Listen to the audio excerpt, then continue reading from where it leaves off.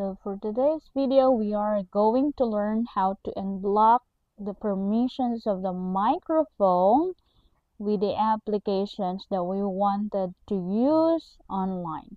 For example, we have to go to the web browser and then wanted to use the voice recorder. So we have to find the voice recorder applications online. So we're really wanted to choose anything here. Example, this one, the free online voice recorder. Because we wanted to use this application. Example, we have to start recording. Of course, when we do start recording, there will be the permissions to allow to use our microphone.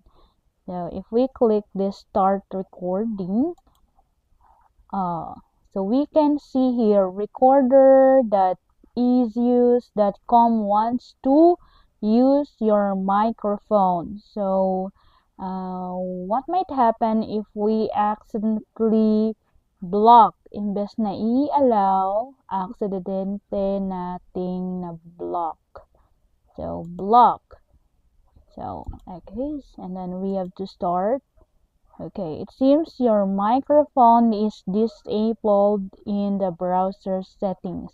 Please enable microphone access in your browser settings, then retry or download desktop app easily. So, hindi na tayo mag-download ng desktop app because what we wanted to do is to use it online. So, how are we going to unblock and allow permissions again that we might be able to use our microphone? So, X natin to.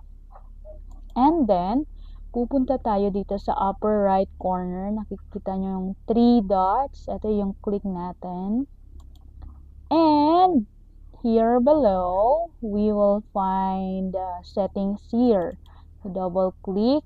And then, we have to go with here, the privacy, search, and services. Ito yung click natin dito. So, click. And bababa tayo. Hanapin natin yung site permission. Ito po. Site permissions. Ito. Tatlo yung pagpipilian dito. Punta tayo sa all sites.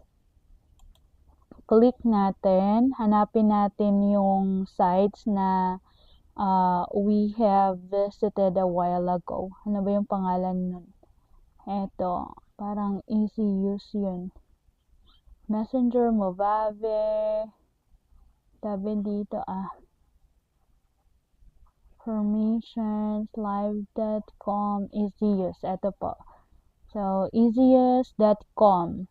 So, click natin to. Ito yung na-click natin a while ago na na-block accidentally kunwari.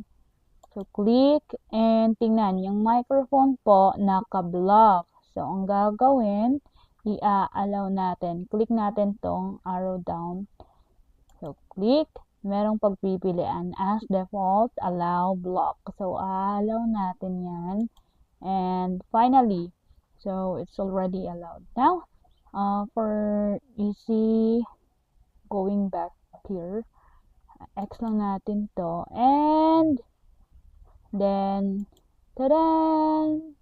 So, finally, it's working out. That's how easy it is to unblock the permissions with the sites that we wanted to use. Pag accidenteng na-block natin o imbis na i-allow yung site sana. So, yan. That's so easy.